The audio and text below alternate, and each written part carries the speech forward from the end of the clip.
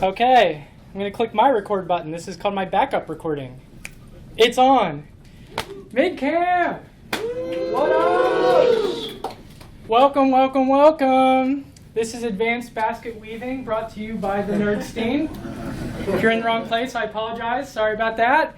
Drupal 8, security tips and tricks. I have one request for this talk. It's a very targeted talk. Please hold all questions to the end. I love dialogue, but I go through a lot of material. I do it very quick. Okay? My name, Adam Bergstein. I go by Nerdstein in the Drupal.org community. I'm the Associate Director of Engineering at Civic Actions. Lovely place. I have cards up here, a couple stickers. If you want some, please help yourself. I have a Master's of Science in Information Systems and Security from Penn State University. I also do a lot of Drupal 8 contrib work from services, taxonomy menu, password policy key, encrypt, field encrypt, file encrypt, yada, yada, yada. So some of this stuff is pretty familiar to me, and I'm happy to answer questions later if needed. Let's do a little bit of an introduction. There is no secret right now that our community is facing a little bit of a crisis. Would you all agree? We all have a lot of questions, we have a lot of doubts, we have a lot of concerns based on these events. That's fair. We need to seek some common ground, I think, to move forward. Would you agree with that? Yeah. And I want to try to help that a bit here in my talk today. Can we all agree that Nickelback is really bad? Yes, sir. Women in a photograph. All right, that's all I'm going to do. Sorry. We have a lovely community. We truly do. I'm honored to be a part of it, or even feel like I'm a part of it. It's really great. There are many people here today and tomorrow at MidCamp that are amazing contributors to the Drupal community in their own unique and very special ways. There's a lot of folks, I put their pictures up here because I recognize all of them, and they're great, they're amazing, and they are definitely here. You should take advantage of the fact that they are in town. Talk to them, reach out to them, ask questions, learn. Do whatever it is that you need to do to make sure that your experience here is great. All right. Drupal 8 is pretty much about, 1.5 years old now? I mean, I haven't really tallied this very recently. But I think you have to look at this from a perspective of potential. So Drupal 7's been around for however many years now, right? 6 years, 7 years, something like that. And it's where it is today. But imagine where Drupal 8's going to be 6 or 7 years from now. It's got incredible potential. The future, I think, is looking really great. What's the next point? Security is extremely hard, okay? It is very, very, very hard. Why is it hard? It changes all the time. It's constantly evolving and shifting and changing and all these other things. There are new attack vectors that creep up constantly. So this is something you have to do proactively forever, right? What a burden. The solutions to the evolving attacks always are evolving themselves as well, right? Oh, update your modules. You must secure everything. You must secure your application. You must secure your infrastructure. You must secure your users. Oh, that's the hard one. The hardest problems in the security space, they improve security and they don't impact usability. So if you really want to try to find a great solution, it would be one that has this as a primary motivation. Bear in mind that if it's harder for people to use, it's very hard for a machine to exploit it. In the security space, one of the best pieces of advice that I can give anybody is to understand the problem that you're trying to solve. This talk gives a bunch of modules and recommendations and suggestions, but guess what? You shouldn't go off and just install every single module that I tell you. Bless you. You should take consideration and try to understand what the problems is that you face with your site. And then install whatever you think is relevant or configure it the way that you want it. So let's take a look at an overview of what we're going to be covering. Drupal core, some hardening techniques, auditing, authentication, encryption, DevOps, the environment, and I will take questions at the end, believe it or not. Let's take a look at Drupal core. Drupal 8 core has many, many, many new features that impact security. And if they don't directly impact it, they tangentially impact it. And we'll get to that in a moment. It is very nice. I like it a lot. Let's evaluate a few. Let's take a look. First and foremost, who's my front end people in the house? Woo woo, twig. We now have auto-escaping of variables that are passed to templates. You do not need to worry about sanitizing your templates. Nah, nah, nah, nah, nah. No custom PHP in templates. That's lovely too. Man, I can't tell you the nightmare that I have seen when people put database queries and things right into a TPL file. There is no more custom PHP. Love it. Sign me up. PHP input filter. Bad smells are bad for business, folks. Okay, if you have people coding PHP into nodes, you've got something wrong on your architecture. I'm just saying. PHP filter was removed from core. Yay. That eliminates all these vulnerabilities that are entered by custom PHP code entered through the Drupal admin interface. For the love of God, this just smells terrible. Trusted hosts. This associates your Drupal system with a specific domain. And the great aspect about this is that then your Drupal system can be more protective about what it accepts or what it doesn't accept. So it can serve as a mediation point for doing domain-based checks. And that can help to prevent external spoofing. Cool, right? Cool.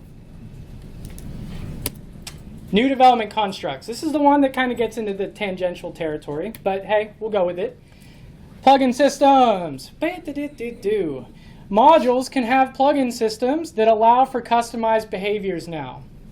This is fantastic. We will talk about how many of my modules use this feature to be extensible.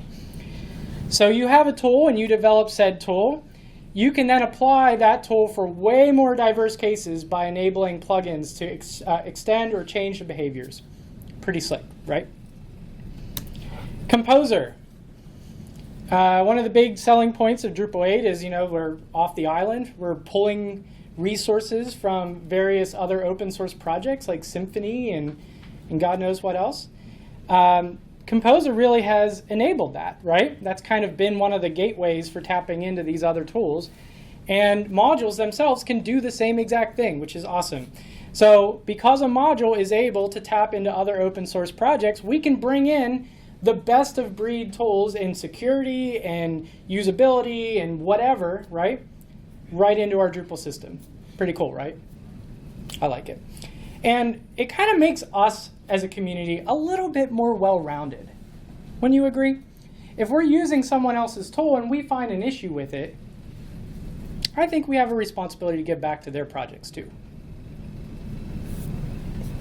All right, so I want to thank Core for all of their things that they've done. There is way more stuff, by the way. This is I just kind of skimmed over some of the things I thought that were kind of cool.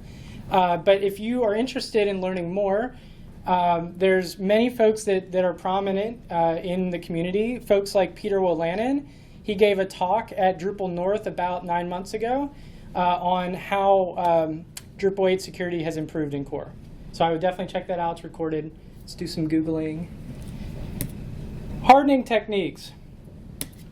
All right, so what is a hardening technique? It's a method that locks down your system and tries to limit or prohibit things for a potential attack vector. And this limits the amount of vulnerabilities that can occur by restricting certain functions or operations of the system. Right? So here's your user, right? Where's the any key? I can't find it. Many of the solutions that we are going to talk about in this talk emphasize securing your users. Oh, man. Why? Because getting access into the Drupal system is quite dangerous. Would you agree? I agree. So let's talk about some ways that we can lock things down a bit.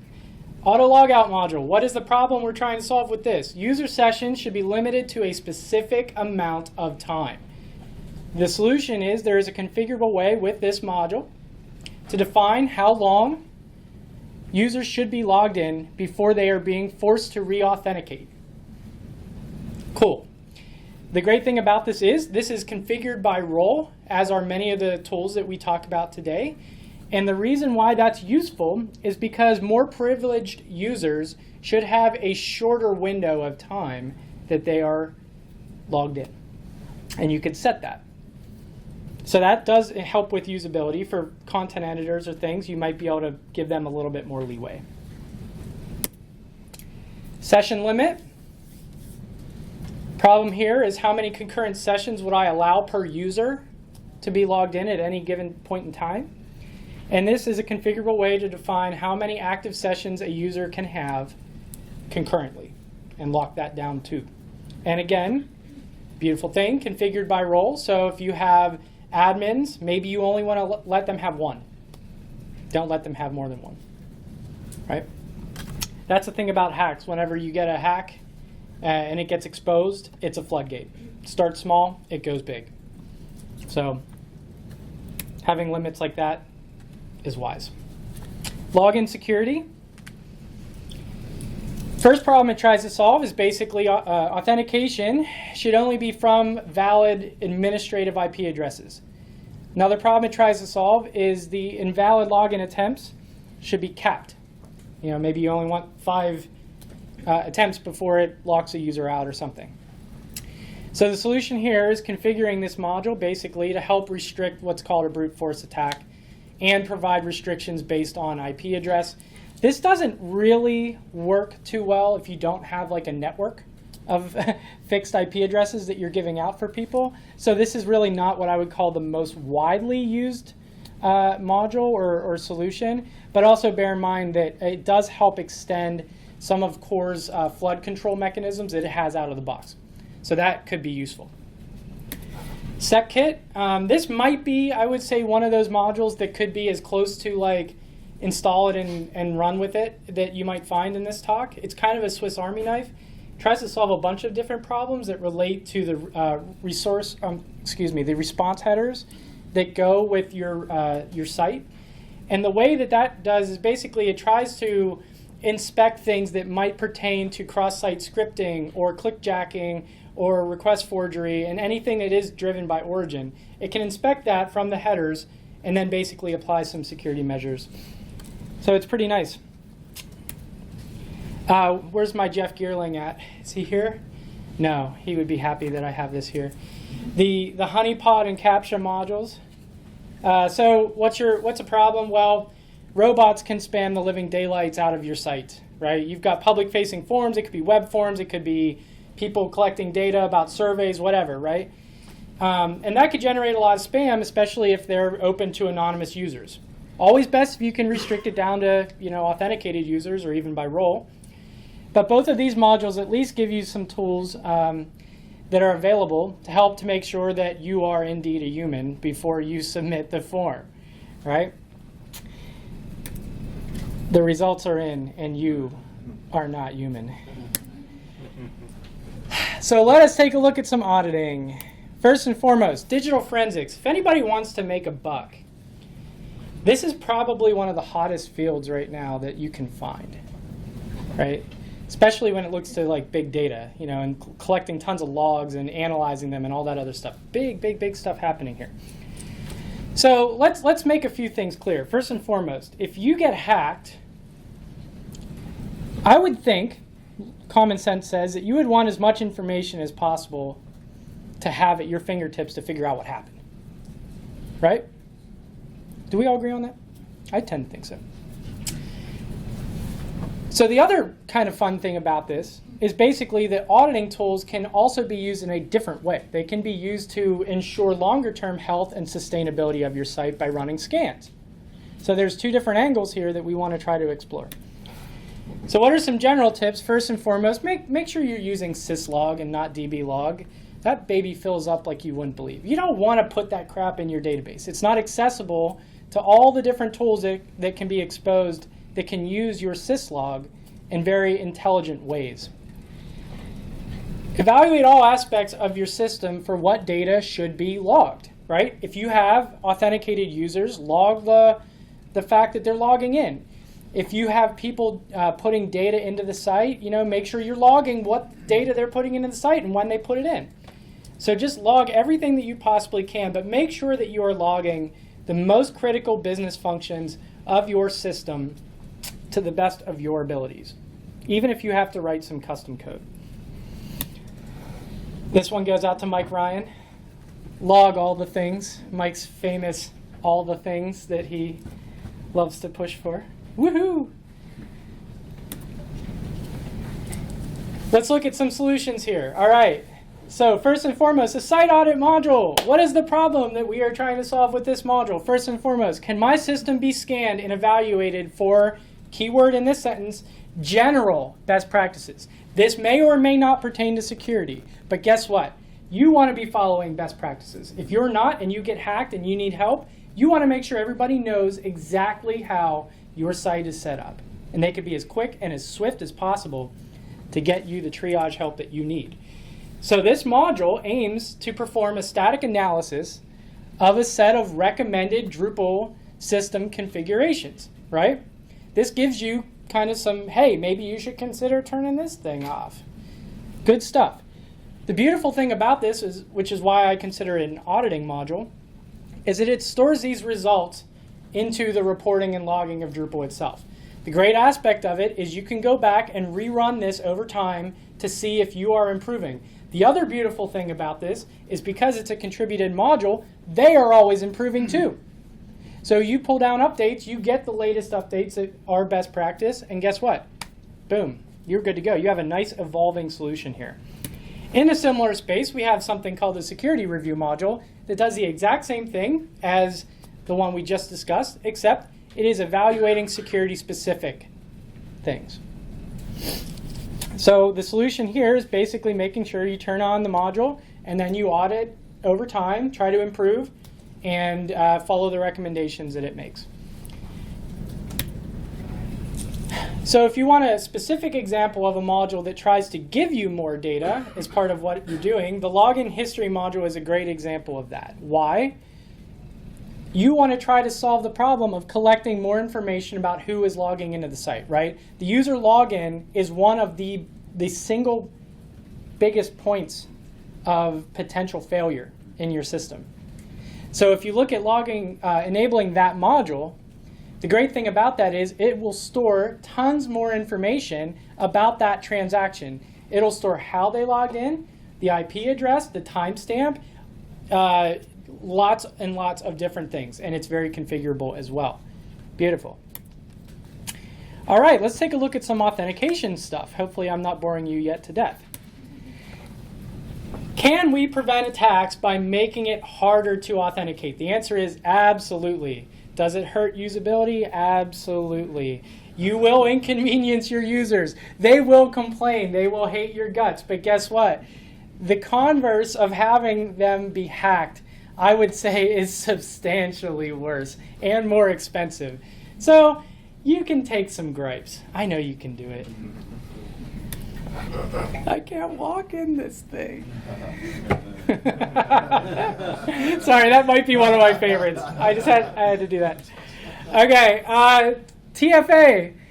I am a Google Summer of Code mentor. Last summer, we ported the TFA module to Drupal 8 from Drupal 7. Ben Jeevens, awesome guy. If you know him, give him a high five. He's a great security mind in the community. He goes by Coltrane as well. So for TFA, what are you trying to do? How can I add an additional verification step that ensures that my user is who they say they are? The solution is a two-factor auth module. Is a common, two-factor authentication is a common practice basically for trying to make sure that you have more than one step, right? And in Drupal, the TFA module is purely an API. And I'll explain why. There's a good reason. And it has a plugin system that supports many different types of second factors. Because those things can change based on your use case, right? They're not all the same. So let's take a look at one of the plugins. Google Authenticator module is now in Drupal 8, also part of Google Summer of Code. A plugin to the TFA module, leveraging its APIs and plugin system that builds a Google Authenticator right from this handy dandy device that you all have. Can get an access code, add a second factor on your site, and boom, you are donezo. Love it. If you have a desire to basically try to federate your authentication, you have tools like Simple SAML PHP Auth. And that module was ported by Balaz, who used to work at Acquia, or does work at Acquia, I'm not sure. So Balaz, he doesn't any longer? Okay. Okay, we'll talk later. Doesn't matter. Balaz is a great guy too, so you should meet him. He's awesome. He ported this module to Drupal 8, and basically what this does is it's a replacement for Drupal's login system, right? It gives you the ability to wholesale take it out and drop in something else that might be sitting central in your enterprise of systems, right? A lot of enterprises have authentication providers, things like Shibboleth or whatever, that you can use a tool like this to basically plug in. And the beautiful thing about this in Drupal 8 is that this Simple SAML PHP authentication is an external library. It's a third-party library. And now we can bring that in with Composer, install it in the module, it's already in the code base, and boom, we are good to go. We are donezo. We're rocking and rolling. Password policy. This was the first Drupal 8 module that I ported. I think I rewrote it 3 different times because I was learning. Man, great experience. Problem number 1, how can I force my users to have strong passwords? Problem number 2, how can I force users to reset their passwords after a given duration of time? Solution, password policy gives you the tools that you can basically do to restrict your passwords by role. It also gives you the ability to extend it with its API. If you have custom roles, a lot of federal governments, clients that we have very specific roles that they want as part of their passwords, right? We can use this module and the plugin system and its API to extend that for their specific use cases. And we always like it when people give back, so please make sure that you're doing that. One such example of giving back is the password strength module in Drupal 8. This is using a library called the, all right, here we go, grounding, XCVBN library. I always screw that up. I didn't this time. Good for me. It leverages Password Policy's API to basically build a role that is based on this external library. And this is a scoring system. This library is so awesome, by the way. It's great. This is really good for usability. What it does is it takes a password and it runs it against a whole bunch of different filters and algorithms. At the end of doing that, it gives you a score. And it says your password is either 5, really, really awesome, or 1, really, really crappy. Password policy basically gives administrators the ability to say, what score do you want your users to hit? And this is good for usability because they're not having to hit every single role that you define and outline and da-da-da-da-da. It's pretty cool. I like it. Get the score. All right, let's look at encryption. Okay. Encryption includes 2 primary things that you should be mindful of. First and foremost, it includes data at rest. That is the data that is living in your application when it is not invoked. It's sitting in a database. It's on the file system, right? It also includes the communication channels themselves. It could be communicating between servers. It could be communicating from client to server, right? But all of such things need to be evaluated when considering encryption. And guess what? There are many, many, many, many, many different solutions that impact every single tier of your architecture, from your application to your infrastructure to much more. Let's look at some general tips. My advisor at Penn State always promoted this. The lower the level that you can solve a problem, the better off that you are, because that trickles upward, right? So if you can solve something from your infrastructure, which generally is the lowest level you can, whether that's your operating system or your servers, you should strive to do that. Make use of full HTTPS. This is not as taboo. I think in 7 and 6, people were used to installing the Secure Pages module, and then saying, oh, I have a form at this path, that should be secure. I have my login form here, that should be secure. Use full encryption now. This is way better. People expect it. They like seeing the lock in the corner of their browser, right? So just do it. Don't worry about doing the additional configuration. Turn it on wholesale. Let it fly. And then evaluate full disk encryption from your hosting or cloud provider. Why? Guess what? That pushes the problem as low as it goes, and all your data at rest is encrypted. Cool. So let's look at some Drupal-specific solutions. The key module. First, I need a secure way to manage my system and API keys that are in use inside of my Drupal system. The solution, Key provides an API and a set of common storage options for storing and retrieving system keys. The reason why there's an API is because you may want to have a custom way of storing your keys in some other service. There's many community tools that are available that do that extend this module. One that I'm actually writing right now is called Vault. There's a tool from the HashiCorp folks that is called Vault. It basically is secret key management, or secret management, I guess is what they call it, and it has an API. So basically, I'm writing a plugin for Key, calling it Vault, and it handles all the API integration between the two systems. There we go. Encrypt. Encrypt is, I need a way to encrypt Drupal application data, right? So for very highly sensitive systems, you still may want to have Drupal-specific encryption. And the encrypt module does this. This is, again, a very, very generic module that is just an API. And the API there's many different aspects of it. There's algorithms. And the module itself only provides the utility for taking the encrypt operation and the decrypt operation, excuse me. But the API is really where the magic happens. So what are some encrypt-based modules that have been written in Drupal 8 that extend encrypt? First, we have different algorithms. So we have the Real AES module and the Diffuse module, both of which use external libraries to provide, I think they're AES-based algorithms in Drupal 8. If you want some data management using the encrypt APIs, you have Field Encrypt and File Encrypt. And who's familiar with OwnCloud? Cool. All right. So OwnCloud basically is it's kind of, I think, a file management tool. But one of the really cool things that it does is it has user-based encryption as a scheme. So one of the cool things that we did as part of Google Summer of Code, I had a second project that we built a brand new module called PubKey Encrypt. And that model applies the OwnCloud tools to Drupal-based encryption. Kind of fun. Live long and prosper. DevOps! Okay, here we go. I always need to get my zen whenever I start talking about this. Your DevOps processes are probably the number one thing that are critical for ensuring that you are being secure and that you are proactively maintaining that security, okay?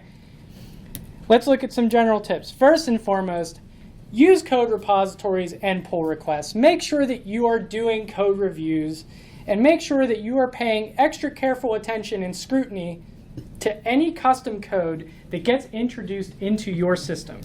I don't want to go as far as to say that you shouldn't review contributed code. In fact, I think that's a great way that you can spot and find issues that you may want to post back in the community. But I will say that people do use contributed modules, and ones that are well adopted are usually pretty well vetted. So maybe you don't spend quite as much time reviewing them. Make sure you're tagging your releases and making sure your releases are actually very small, right? Because if they're small, you're not pushing big batches of changes into a system and trying to figure out where something broke, right? And if you use tags in your code repository, you can very easily go back and roll back to whatever tag you had before. So definitely do that, and it'll be really, really helpful for making sure you're isolating these changes and being more effective. And by the way, update your code regularly. I mean, you know, folks like myself, like we try very hard to keep our modules as up to date as possible. I do have a day job, but you know, we try hard to do that. And I think if you're not updating your modules on a regular basis for your Drupal system, you're not doing your users a good service. So, automation is one of the key ways in DevOps to make sure that you avoid manual mistakes. And there are, I've actually given whole talks on just DevOps with respect to, processes and security and the whole 9 yards. But at a minimum, explore things like Drush to perform some scripts and some automation to make sure that you're introducing some checks and balances inside of your code workflows before your code gets pushed to any production system.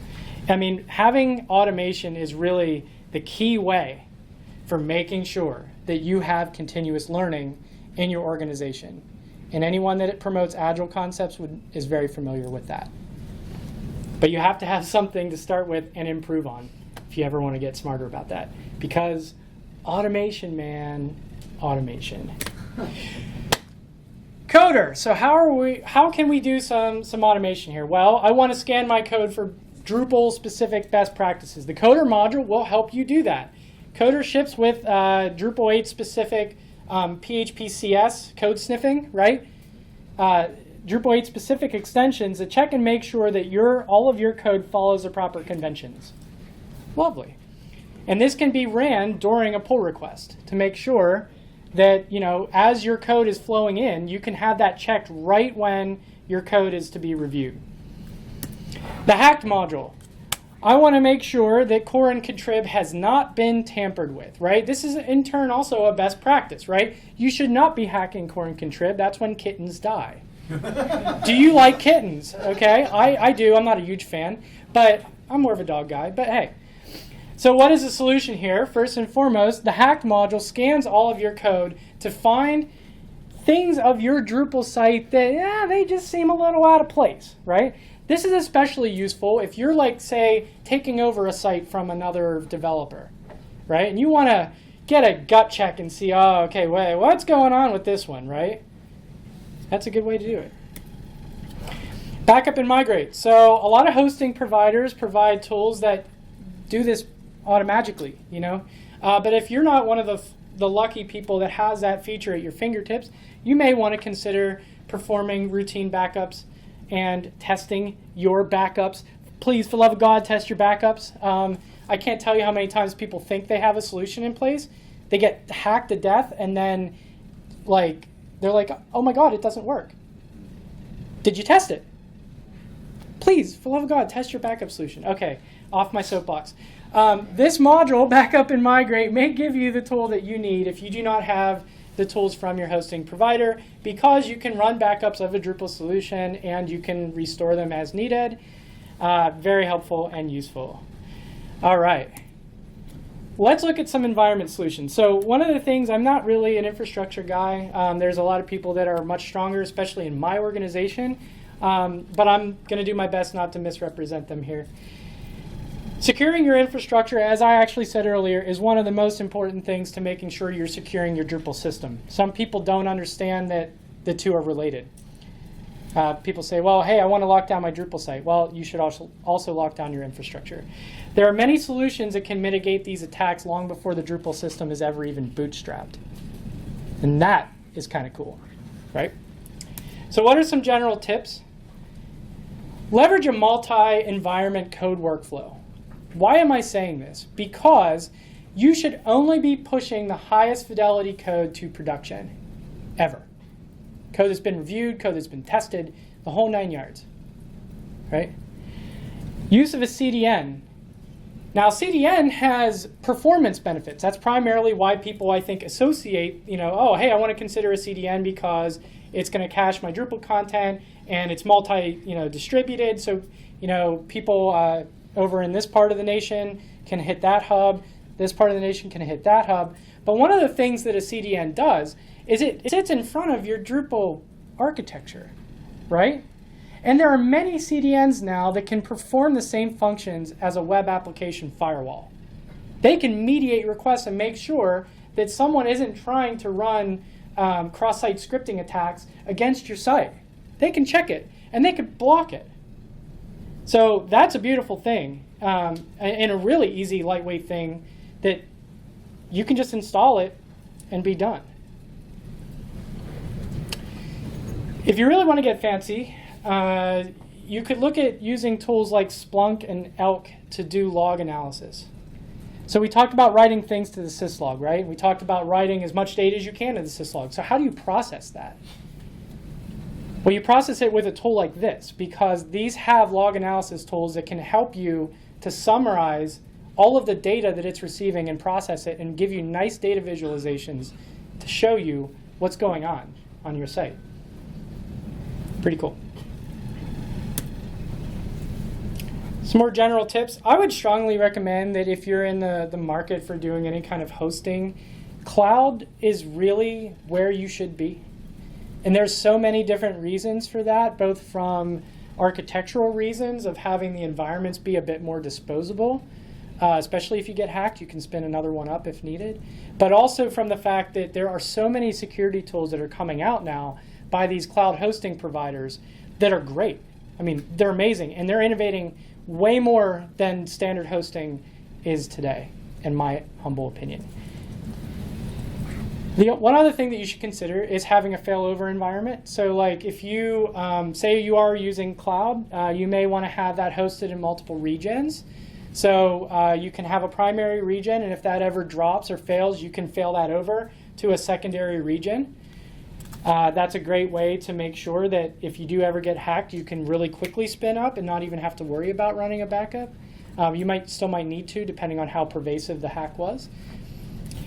And oh, hey, I already covered this. Test your backup plans. It's good advice. Good, worth repeating. All right, some acknowledgments, and then I'll take questions. I promised you that I would take questions. Civic actions. Civic action stands for three things: openness, agile, and digital government services. Those are the three tenets that we have as part of our organization. It is a beautiful place to work. We're really a very friendly group that care a lot about the community, and we care a lot about our customers and our clients. It's a great place. Really, the culture is fantastic. I would highly recommend you look into it.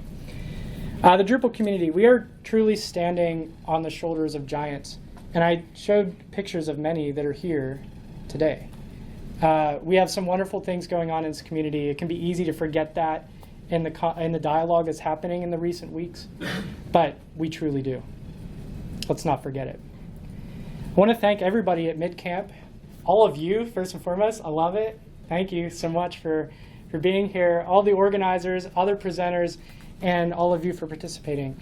And I did, again, some of my material was motivated from Peter Willanen's talk on Drupal 8 that was given in Drupal North, and he's given it multiple times. On that note, thank you very much, and I'll be happy to take some questions.